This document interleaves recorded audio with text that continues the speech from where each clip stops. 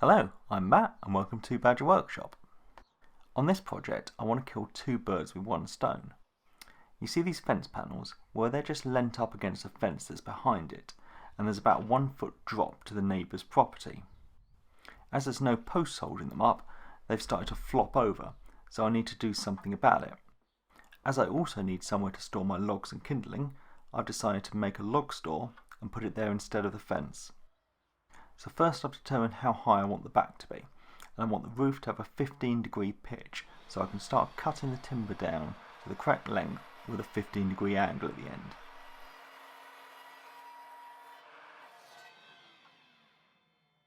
So the log store can be as wide as the gap between the fence and the door to this garage, so I've cut down another piece of wood to fit in that gap.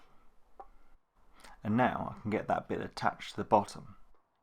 So this is getting screwed onto the back of one of the sides of the log store. With that screwed on, I can get another piece the same length, and I'm just using this as a spacer to keep it all parallel.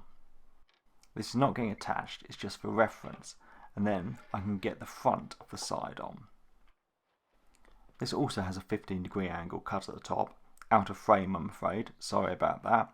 Then I can get this top piece on and make sure it's sitting at 15 degrees.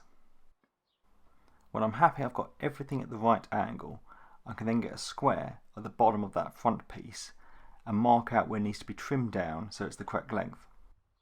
While I try and explain this, it sounds very complicated, but while I was doing it, it just made things simple, with no measuring required. I just laid everything out, made the marks and made the cuts. So with this front bit cut, it can now get screwed to the other two bits.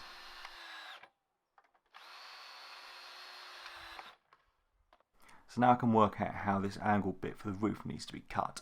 So one end's already got a 15-degree angle cut on it. Then I can do some complicated flipping around thing for some reason and draw the other 15-degree angle and get that cut. Then I stand the thing up on its side and get the screws in from both sides. With this first frame done, I can use it as a reference to make another one exactly the same.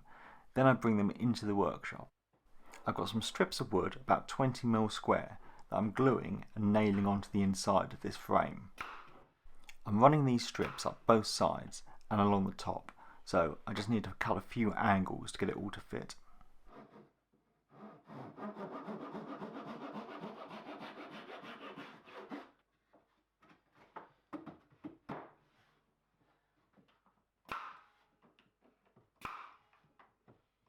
With it all in place, I can then measure the distance between the two sides and get it marked out on some strips of wood that are about 20 by 40mm. I can then get a stop block set up on the miter saw, reattach my dust hose, and then get loads of these strips cut to the right length.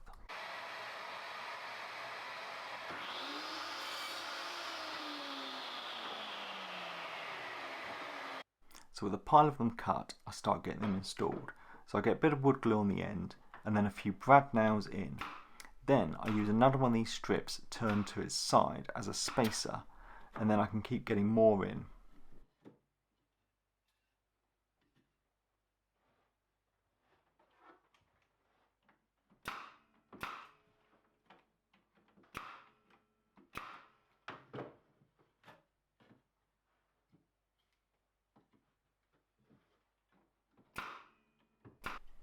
When I get to the top, I have to work out the angle that some of them need to be cut at, and I use my bevel gauge again to mark these out.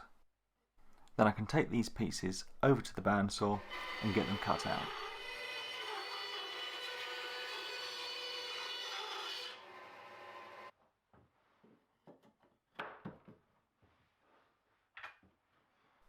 So I get this done on both frames, just mirrored so they go on either end of the log store. Then I can take them outside and start getting them put together. So I'm using my sawhorses to hold them up. Then I can position some timbers first that's going to be on the roof. I get it in place and then I get a couple of screws in. The trouble I find with doing something this big is I don't have a big enough flat area. This is not the flattest bit of concrete, and this is certainly not going to fit on the workbench.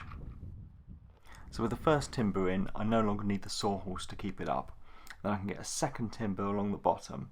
Then I can go and get the second end piece, get that put in place, and some more screws to attach that.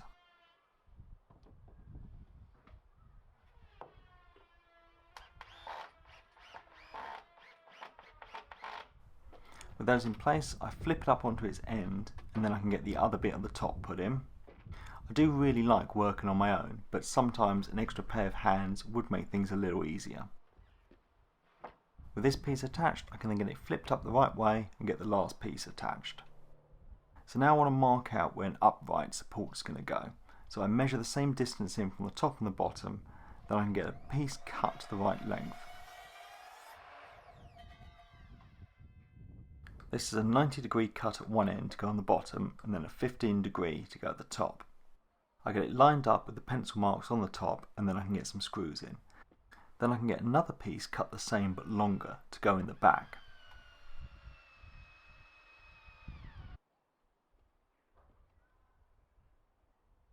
And get this attached, and I was just about managed to do it without getting a step stool.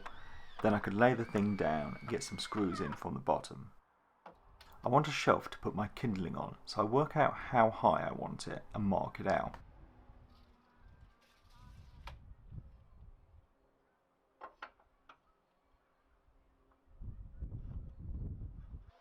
I get a piece cut down on the miter saw to fit into that gap. Well, actually, a couple of pieces, one for the front and one for the back.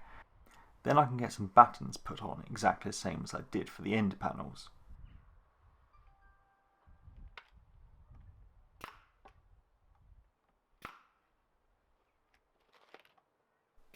As I don't have an extra pair of hands to help me put this shelf up, I've just got a scrap block of wood I'm going to clamp on at my pencil line. Then I can sit one end of the shelf on it as I get the other one attached.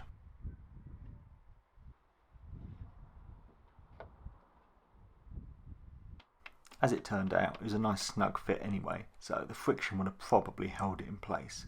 But when I got it on the line, I can then get a couple of screws in.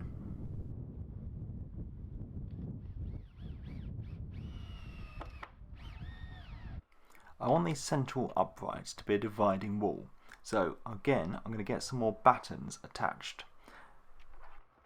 My plan is for where I'm sitting to be the log store. The shelf above it can be the kindling, and then the other big space can be more of a shed for garden equipment. I've still got the stop block set up, so I can get some more slats cut down, and then I can start getting them installed. First on this shelf, doing exactly the same system before, with one on its side as a divider, or I should say as a spacer. And then some go down the middle, dividing the sections up.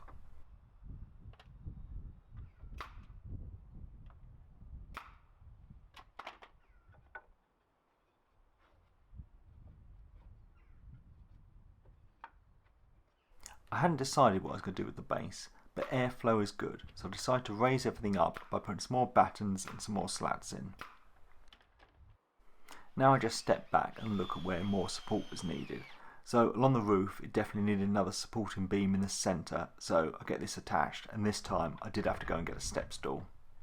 As you can tell, I had no plans for this whatsoever. I just knew what gap it had to fit into and started building, and that's really my preferred way of working. So this side I want there to be a door to go into a little shed bit, so I'm just putting this a bit that's going to go above the door.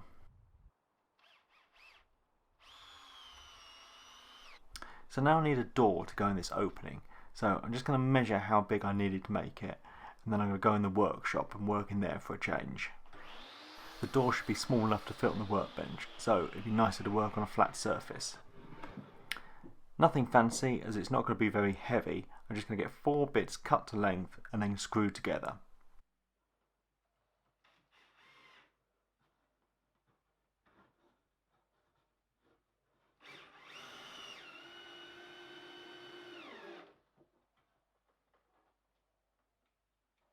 My plan is to clad the door with feather edge cladding, but I need something to nail it onto. So when I've got the 4 bits put together, I'm then going to install some smaller strips. I've got these square strips of timber that I've cut to fit inside the frame. I'm now going to get them glued in place with my little free sample of exterior wood glue from Maker Central. I'm going to get one running down either side, clamped in place, and then I'm going to install one in the centre. And these are just going to give me something to nail the feather edge cladding onto.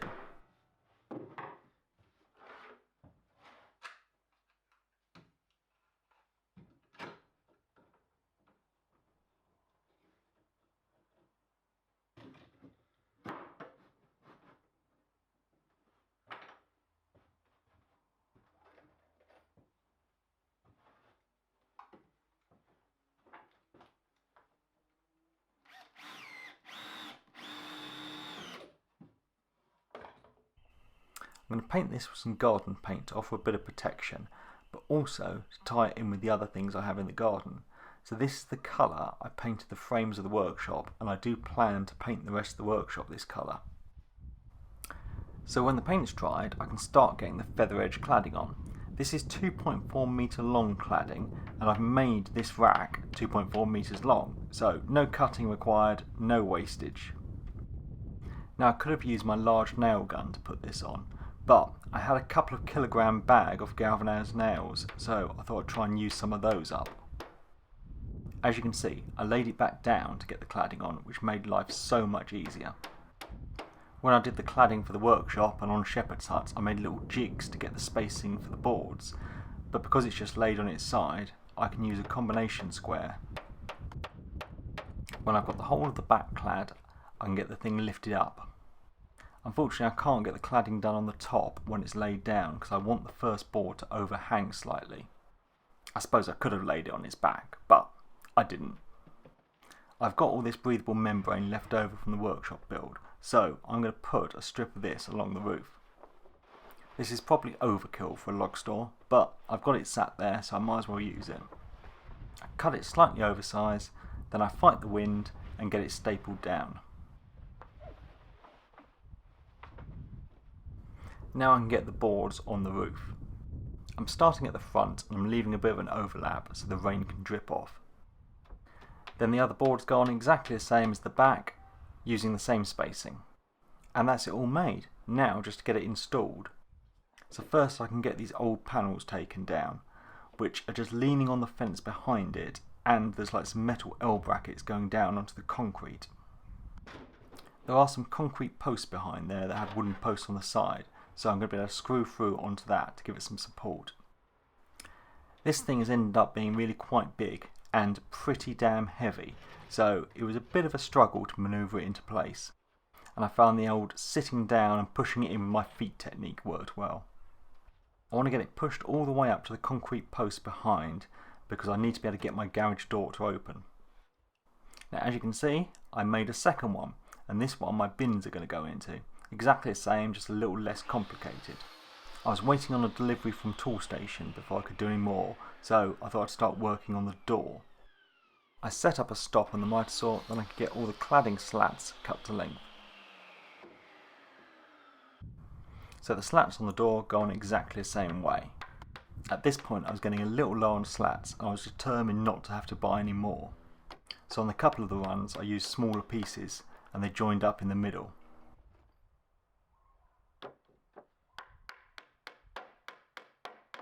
As soon as I got my door done, it was pretty much perfect timing and my delivery turned up. And it contained some through bolts to get this attached to the floor. I drilled some 10mm holes with my least used power tool, that's the SDS drill, then I can get these bolts whacked into place.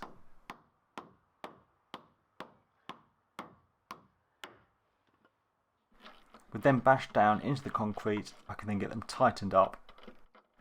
Now I had screwed both of these together.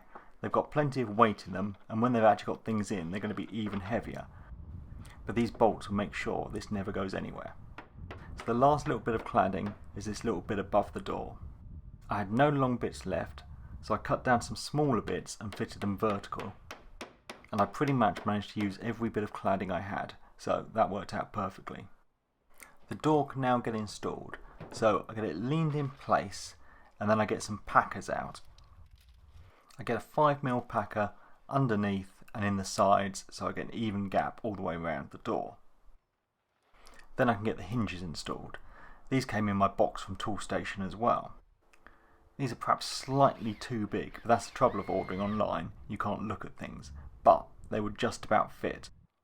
This latch is far too big and only just fits on the frame, but it does fit and will be fine. So that's it all done, and I can start getting things put away. So in this more open side it's going to fit my wheelie bins, and it's going to have a bit of room left over.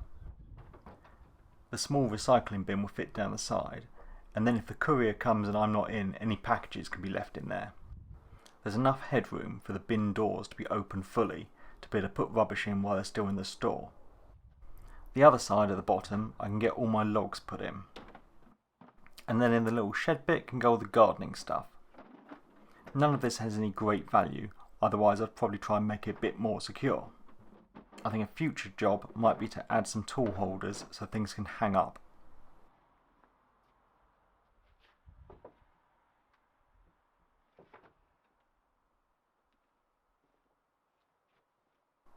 The top shelf gets 3 of these crates across, and they can go 2 stacked on top of each other, and that will fit all my kindling in, ready for next winter.